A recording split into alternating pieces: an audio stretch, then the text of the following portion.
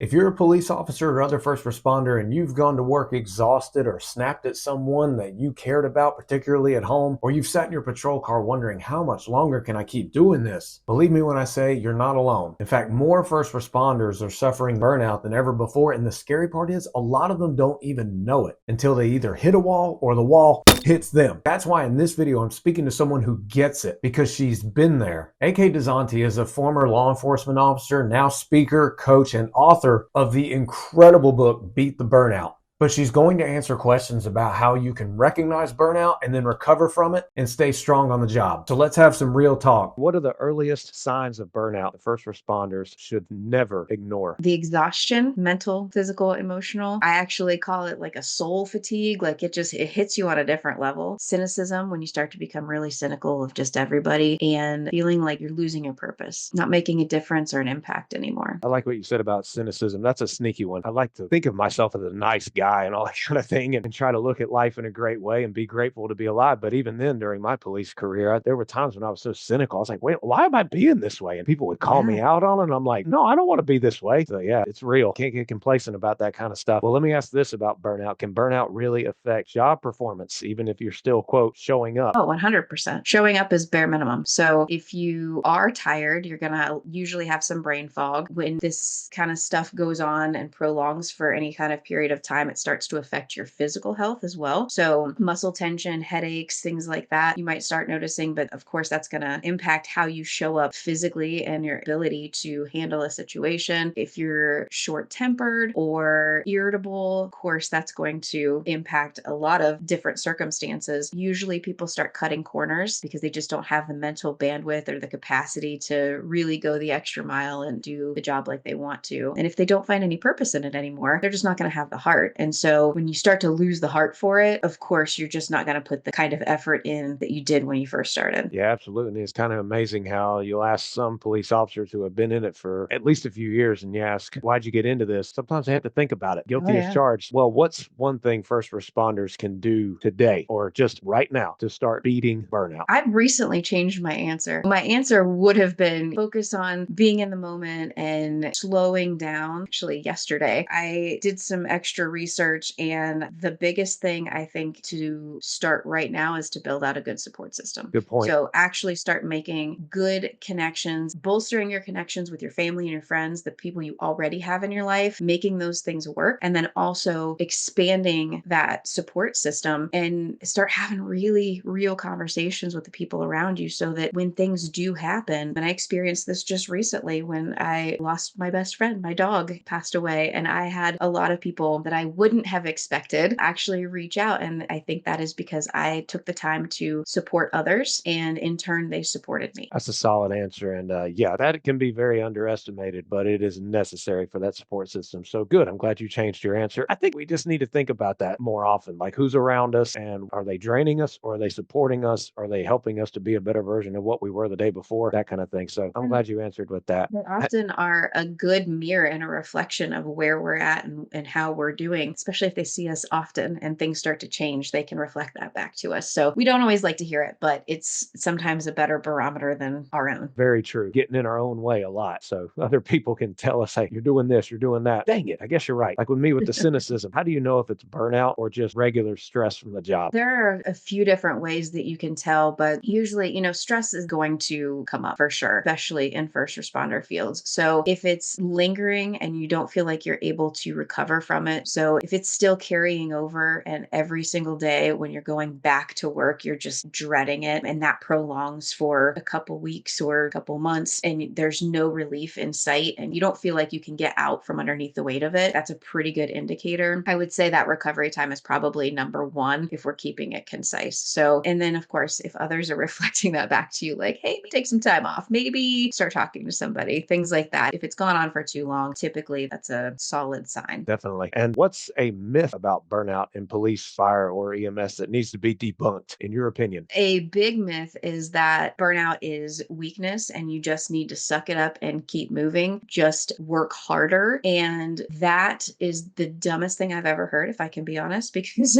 people burn out because they're working hard. And so working harder is only going to burn them out harder. So it's not about working less or not working as hard. It's about working smarter and giving yourself that recovery time in between. Yeah, and this reminds me of a section you brought up in your book, Beat the Burnout, to which everyone go ahead and click that link that just appeared and get the book. I remember you saying how in the first responder culture, particularly in policing, it's almost like, oh, look at that person. They've worked the hardest. They're getting burned out. They're getting tired, and yet they keep working. And it's like some kind of trophy you're supposed to get. And it's almost like, wait a minute, we shouldn't be viewing it that way. I'm glad you pointed that out in your book. We've normalized it and we've also put these people on a pedestal like, wow, they've sacrificed everything. And meanwhile, they're the ones that are sitting in a tiny little apartment because their wife and 3 kids are somewhere else because they're on their second divorce and they're halfway into a bottle of bourbon and they're miserable, but they go to work and they feel like a hero because, wow, look how much they put into the department. And I'm like, that's great. But are you getting the same return on investment and not just your paycheck, right? Like our lives are so much more than that. And so are you really getting that same life? Are you satisfied? Are you fulfilled? Are you connected to people? Are you even connected to yourself? So there's definitely this normalization and almost glorifying of it that I think really needs to stop. Glad we took the conversation there. It needed to be said. But to anyone who is battling a tough relationship because of burnout, what can help? Communication. I think working on yourself is number one because we cannot expect the people around us to bend and change because of how we want our lives to be. I think so, a lot of introspection, self reflection, working on our own stuff first, and then being able and learning because communication is not something we just are born knowing how to do. So it's a learned skill. So learning how to communicate with each other, being receptive to what each other's needs are, and then trying to figure out how that works together, creating systems for times of conflict, because that's just part of a relationship, right? And just really honoring what each other needs in those moments. Is there a connection between burnout and PTSD in first responders? Yes. So there's a big overlap between burnout, compassion fatigue, and PTSD. And it's actually those 3 factors that I mentioned early on. It's that mental, physical, emotional exhaustion, the dissociation and isolation, which is the cynicism. They just kind of show up differently. And then feeling like you're not making an impact and starting to question your purpose. But as far as PTSD goes, there are some different factors that show up with PTSD versus burnout. So a lot of times it comes with a hypervigilance, flashbacks, or what we call re-experiencing, Mhm.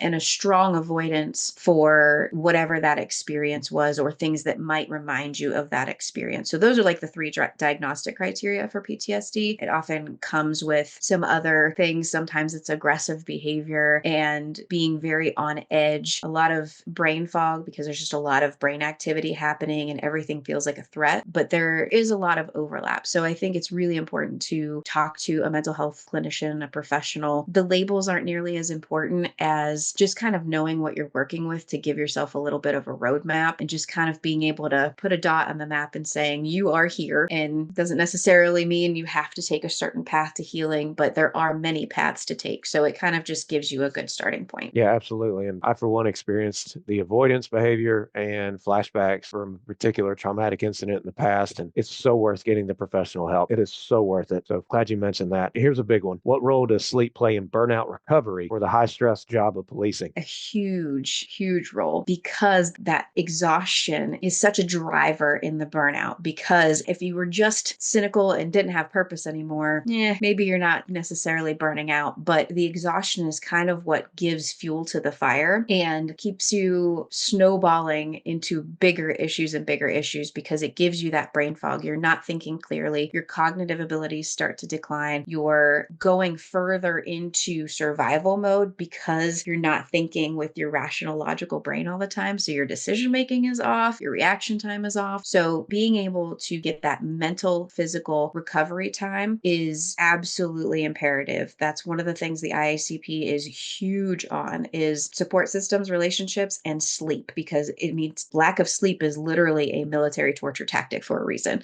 So we Yeah. have to be able to let our bodies recharge and recover. Yeah, 100%. And you cannot adapt this mentality of, I'll sleep when I'm dead. I'm used to not getting sleep. I can't stand that. Please get the sleep. And once again, if you have to seek professional assistance, just do it. It's worth it because you don't want to be a liability to yourself and to other people because you haven't been getting sleep. Last question. If someone is battling burnout, what can they do? Like, where do they start? Build that support system. Reach out to a clinician. Start talking to people around you. You don't have to bare your soul to everybody you come across, but if there are things that you can do to help, say they're like middle level management, like a sergeant or something, and there are things that they can delegate to people around them to kind of help them out. Like, hey man, I got a lot on my plate. Start to delegate some of those things, and remembering that we're built for survival. We're not built for growth. And so being able to have that mindset going in and remembering that you're not fixing yourself. Like, recovering from burnout is not a fix because you're not broken. You just kind of caught yourself spinning your wheels, and now it's time to break loose from that and evolve and grow. And the best way to do that is to build out that support system so that they can catch you and act as a safety net, and probably seek the help of a mentor or a coach or a therapist or somebody. Do something. Don't let the burnout keep you in the inactive phase of things, because that's usually what happens is we kind of just freeze and we're just like, if I can just make it through another day. Action is what drives out fear. So just take action in some way. Listen to a podcast, read a book, pick up an old hobby, whatever it is, take some action and don't just stay stuck. 100%. For those who want to learn more about how to fight the burnout, I'm sorry, beat the burnout, where can they follow you and how do they get your book? Because let me tell you, I read it. It's awesome. You talk about taking action. Reading this book is one of them. So, anyway, fire off with your website or more information about the book. Well, thank you. I appreciate that. I'm grateful for you reading it. Everything can be found at akdesani.com. All my socials are linked up there.